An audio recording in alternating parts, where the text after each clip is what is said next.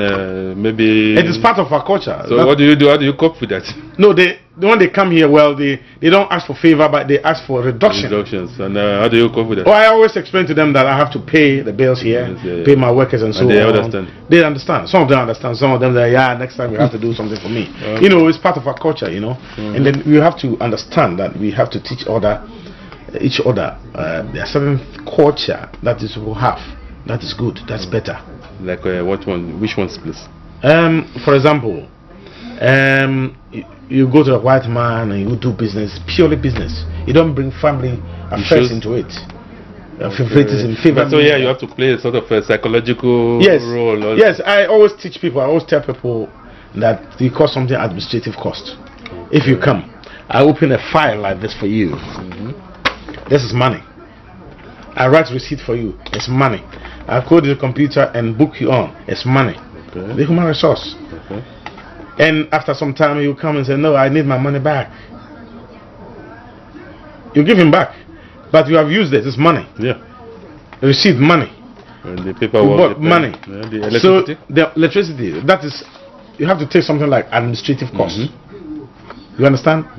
But black people don't understand. They think they have to give me my money. Your money is money, yeah. Not knowing this one, you bought it. You're going to lose if you don't take that administrative cost. Yeah. I try to show people. Some of them understand. Some of them also talk a lot. And then, what can you do? You create an enmity between yourself and them. Sometimes they do. But what can you do? We must learn sometimes. There are certain things that these people have that we don't have. But on the whole, what's the relationship with your black people in the community? Excellent. They like me and I like them too. Yes. So. Yes. Do they have any organizations also where you are part of? Oh yes, yes. We have. I go to some of their culture events. And okay, from the other national. Yes, Nigeria, Ghana, Uganda. I went once. It's so nice. So they look up to you. In a way. Oh, they are all my equals, not looking up to me. But they see me and we talk, and then you know, you know, and I love it. Please, let's talk briefly about Ghana. And do you have any project in Ghana? Because why I ask you is that many people complain that whatever project they put in Ghana, people abuse or misuse them, so they're rather discouraged. What are your own experiences? Oh, definitely, I've experienced that kind of painful experience. Okay. You know, back in Africa, they think anybody who is here is rich. That's the impression. That's the impression. They think anybody who is here comes by money easily, but it's not like that. And sometimes because the way we are brought up, you know, extended family, your uncle helped you somewhere along, so you try to help other people. You send money for them to help them, and you see somebody using the money the way they want it. Sometimes if you want to put out a house, for example, maybe 2 bedrooms for your future, you send money to them, and then they will misuse it. And I have suffered from that before. How about investment? Have you invested in Ghana that was abused? No, not yet. Okay. Not yet. Because that's a very major concern among people I've spoken to here. That yeah, at least everybody is trying to make some house or something, some property, so that in the future they can relax in their pension and so on. So you see. Yeah, let's talk about you're a very successful man in Amsterdam. Yes. Are there things you still miss from Africa? Do you miss anything in Africa? Yes. Like what? Warmth. The warmth? Warmth. Yeah, you can buy that. But no, not that one. But warmth, friendliness. Okay, really? You know, yes. Don't you get it in the Belma? There are a lot of black people around. Everybody's busy. So it's a European problem, but yes, everybody's busy. Okay. But when you go to Africa, you can see your kinsmen. Talk about the future. And talk about the past. A lot. Is that why is that so important? Because we take it for granted back. I was brought up from Africa. Yeah. I was brought up in Africa. Nowadays we take it for granted and no, I don't take it for granted. Because you are in Europe. Yeah, because I'm in Europe. Okay, so when you go to Africa you feel more relaxed. More relaxed. I see friends that I've not known for a long time. I've not seen for a long time. We talked about the past, the school days, and so on. So nice. Okay. How do they look at you then? Some of them will look at you as somebody who has been to a white man's country, and your ideas are probably changed. How you speak. How you relate to them. How you relate to them. You know, there are so many things that if you stay here, you know, it becomes different. Okay. For example, in Africa, you see an old man chasing the son outside, running after him. I will not do that because we don't see it from here. Okay. I'll wait for the child to come home. You see, these are some of the things. You know, there are so many things. You know, Africans, I can walk to your house, come bail you, come and eat with you. No problem. You can't go to a white man like that. But can't you go to a Ghanaian or Nigerian friend house and bail him? Yes, you can do that. Yeah. It's our culture, yes. Okay. They accept it. They do. But if a white man... A white man, they would never... No. If the white man, the mother comes to him, it's an appointment, it's on paper. He's coming to stay 2 days. Let the woman, let the mother stay for 3 days. There will be chaos in the house. Because you came here, you said 2 days, and you have spent 3 days already. You must go. How can I tell my mother that this? It's their culture, you know. Really? Yes. When my mother comes to me, I won't tell my mother to go because you have to overstay your welcome. You don't ask her how long she stay? No. Okay. You see, they have different cultures. Let me talk about two cultures. Yeah.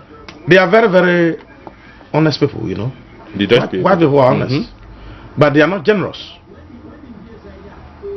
We are generous, we are when we are not honest.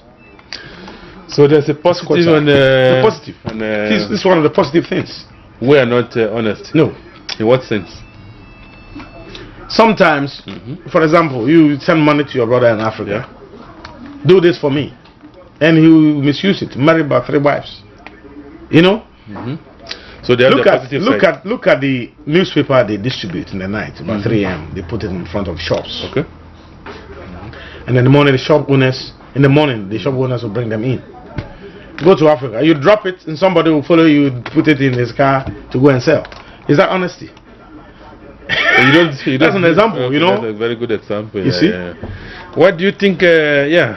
Poverty. What, does poverty explain stealing what you don't need? I mean, what you don't need? What newspaper you take, you go and sell? You need it. Yeah, but if you look back in the 60s when we were growing up in the village, people put their things outside to sell. They go to farm. So how come we're not? The population was not so big, and people. We didn't have much in those days, but we didn't steal. But food was always on the table. Yeah. So what went wrong with us? What went wrong with us? Population. The overpopulation in Africa. Really? Yes. Which country? Look at our roots. Ghana, for example. Which country are you giving us overpopulated? Overpopulated. Ghana. I'm not talking about Nigeria. Nigeria is worse. Let me talk about Ghana. Yeah, okay. Kwame Nkrumah came to make roads. Depending on the population that the country had. Yeah. Now it's overpopulated that the roads are too small for the population to cope. Yeah. So we see traffic everywhere. Does that have to do with population or lack of planning? The population of Holland is also growing, and they have a very small country. It's planning and everything. But in Africa, when we use about $1 million to make road, it should be there until the kingdom come. No money to repair, to maintain it, and so on. Look at Nigeria. So roads are bad. So the lack of maintenance, planning, overpopulation, these are killing us. Here they plan. Yeah. Well, the next question I'm going to ask you: when you go back home and you see the situation back home, lack of electricity, water, bad roads, what exactly do you think we are doing wrong? We are dishonest, as you mentioned. What other things? Mismanagement. Everybody is trying to fill the pocket first, at the expense of the state. Yes. And that is what you don't have here. Yeah. Here, if you're a politician and you lie, the next minute you have to go out, you resign. But in Africa, not. No. Have you seen that one before? We cling to power. Yes. A minister will go and kill somebody and still be on power. But immediately your name comes to the news. You must be on your way out.